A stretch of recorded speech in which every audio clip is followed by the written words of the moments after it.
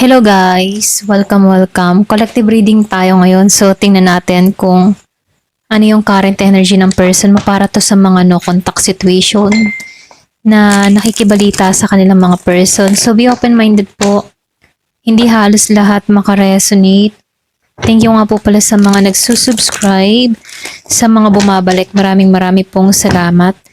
Give me the message. So, tingnan natin kung ano yung mensahe. Give me the message. Ano yung energy ng person mo pagdating sa'yo?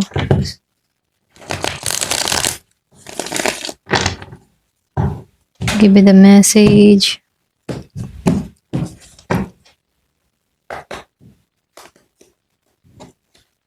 So, merong the story verse. So, takloban ko to.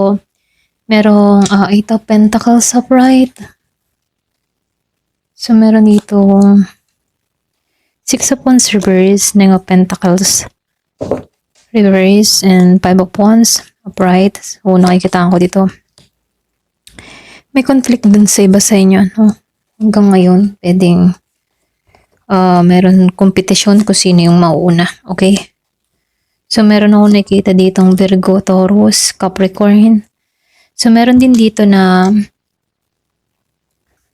Scorpio, Cancer, and Pisces, Aries, Leo, Sagittarius. So, ito lang nakikita ko dito, no? Malakas yung Taurus.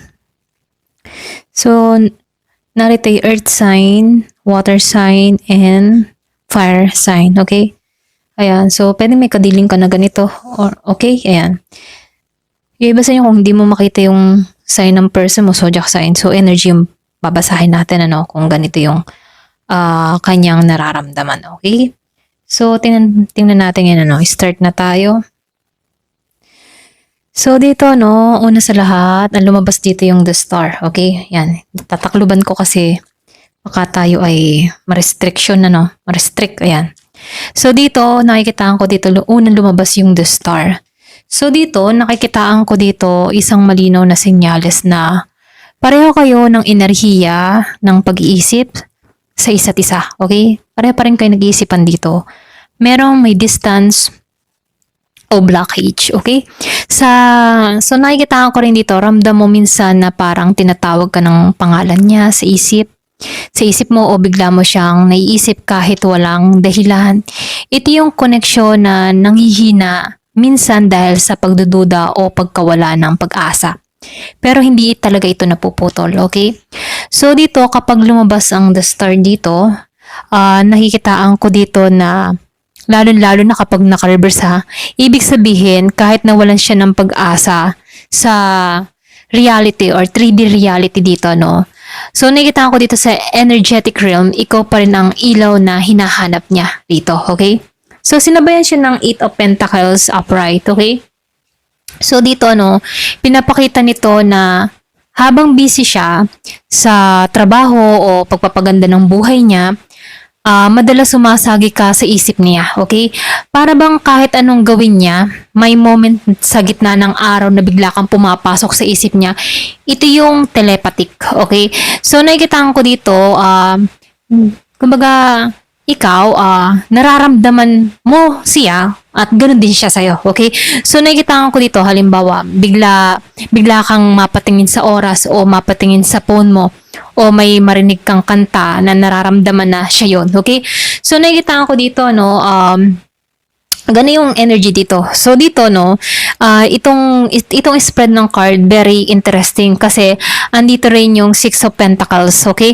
So, nakikitaan ko dito, no, Six of Wands reverse, nakikitaan ko dito na meron ditong ibig sabihin, ano. So dito, deep down, nakikitaan ko dito, meron ditong telepathic na nagpo-pull back dito or pwede rin, kaya minsan ramdam mong parang gusto mong mag-message pero may humihilang pabalik, ganun din siya, okay? Kumbaga mutual lang yung inyong nararamdaman. Kung ikaw ay nakakaramdam ng nag-hesitate ka, ganun din tong tao na to, okay? So pareho kayong pinoprotektahan yung sarili nyo, okay? Kumbaga, merong takot na ma-reject, okay? Ayan. So, nakikitaan ko rin dito, no? Yung iba sa inyo, ngayon, sa gitna ng Five of Wands, nakikitaan ko dito na ito yung mental conflict, okay? Or pwede rin sabihin na ito yung moment na nararamdaman mo yung energy ng tao na to, okay? So, nakikitaan ko rin dito, yun ba sa inyo gulong-gulo yung kaisipan, kapag bigla, yung bang tipo na bigla ka nalang kinakabahan or kahit wala namang dahilan, madalas energy niya yun, okay? For example, nakikitaan ko dito na yung matipong bigla mo naalala tong tao na to or bigla kang mapapaisip, bigla kang kakabahan dito. So, kung ramdam mo naman dito na hindi mo maintindihan bakit ka kinakabahan, so energy ito ng tao na to, okay? Kumbaga, nasasagap mo yung energy niya dito kung bakit kinakabahan ka na wala naman dapat kabahan, okay? So dito nakikita ko rin dito iniisip ka niya pero sabay na kinakalaban niya yung isip, okay? Yung bang bakit ko ba siya inaiisip? Dapat kalimutan ko na siya. Pero alam mo, hindi niya kaya yon, okay? So, lumalabas din dito yung The Empress, So, nakikita ko dito, ito yung pinakamalakas na energy na spread mo, okay? So, dito, ikaw yung nurturing, comforting, at peaceful energy sa isip niya. Sa telepathic, sa telepathic space na nangyayari sa inyo, nakikita ka niya bilang safe place, okay? Ikaw yung kaligtasan niya, okay? Lalo-lalo na yung mga tipong ikaw yung kaligtasan niyang lugar, okay? So, kaya kahit hindi kayo nag-uusap dito, meron kang inner calm, minsan na parang okay lang ako, ganyan, parang nararamdaman ko siyang nandyan lang, ganyan, okay? So, nakikita ko dito, yan yung Empress telepathy mo na silent comfort, okay? Yung mga tipong motherly frequency, okay? Unconditional connection. So, meron kang napaparamdam sa taong ito na ganon, okay? So, dito, nakikitaan ko rin dito, lumabas dito yung Ace of Wands reverse, okay?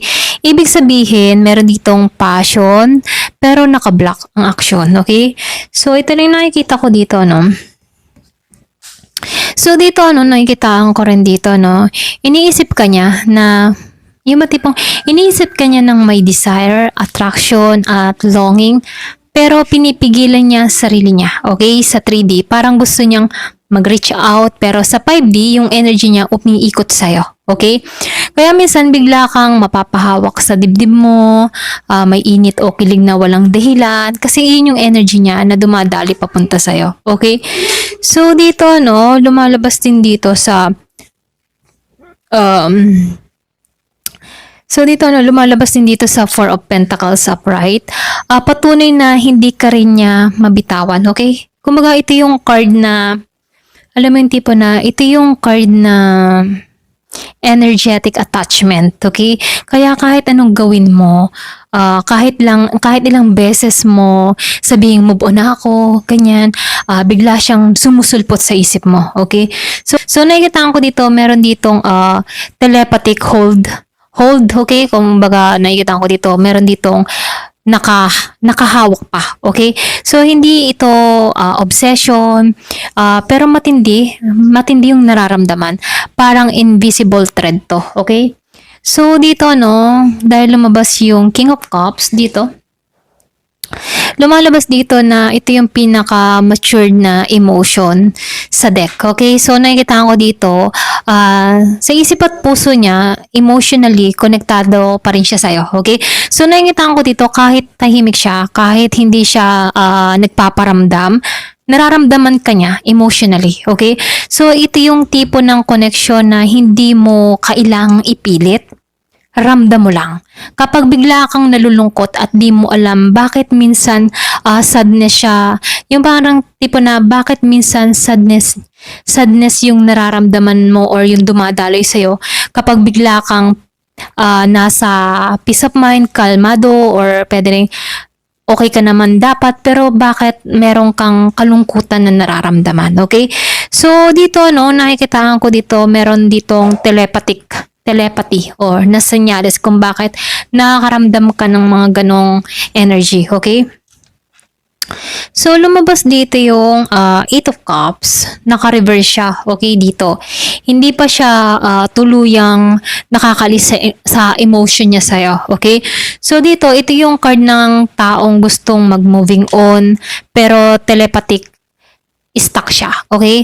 So, nakita ko dito, kaya Kaya kung napapansin mo, paulit-ulit siyang napapanaginipan mo or biglang lumalabas ang pangalan niya sa mga random sign, iyon yung soul connection na ayaw makawala. Okay? So dito, no, nakikita ko dito, lumabas tong Nine of Cups dito. Naka-upright siya. So, meron ditong wish fulfillment na card. Okay? So, ayan, pasensya na utala ko. Wish fulfillment card ang ibig sabihin nito. Okay? So, dito, nakikitaan ko dito, ito yung senyales na kapag iniisip ka niya, yun yung comfort niya. Okay? So, dito, no, ay yung bang tipong para bang kahit magulo ang buhay niya, ikaw pa rin yung wish na gusto niyang matupad someday, okay? So dito, no, telepathic, okay? Kumbaga, mayroon ditong telepathically, okay? Ito yung energy ng one day kapag ready na ako, babalik ako sa kanya. Ganon yung energy niya, no? Kaya kahit matagal, hindi kanya nakakalimutan, okay? Ganon siyang mag-isip dito, no? So, lumabas din dito yung Four of Wands upright, okay? So, sinabayan pa siya ng Eight of Pentacles dito, no? So, isa itong pinakamagandang sign sa union or sa reunion, okay? So, ito yung card ng home frequency. So, dito, kapag nararamdaman mong kalmado ka at kahit wala siya, ibig sabihin nagtatagpo kayo sa higher dimension. Sa dream, sa isip, o sa vibration. Ito yung telepathic sign ng stability, okay?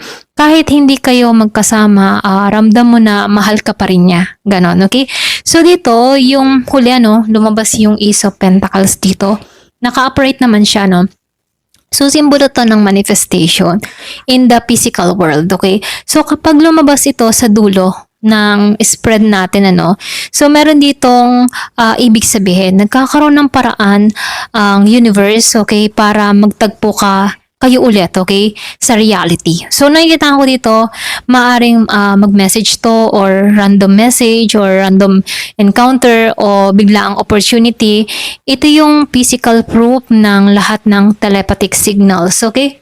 So, ito na yung nakikita ko dito, no? So, dito, yung pinaka summary, kung tinatanong mo kung iniisip ka ba niya. Oo, iniisip ka niya. Hindi lang siya sa isip, kundi sa enerhiya. Sa emotion, sa hangin, sa paligid mo, ganyan. Minsan, nararamdaman mo lang na parang may dumadaan na presensya o may init na or may mainit sa puso mo, iyon siya, okay? So, may distance ngayon, pero yung connection nyo, dalawa ay buhay, okay? So, dumadaloy at nagaantay ng perfect timing. Habang hinihintay mo yung physical na sign, alagaan mo muna yung energy mo. Kasi yun yung bridge para magkatagpo kayo ulit, okay? Ayan, ito lang yung mensahe. Thank you for watching. Love and peace.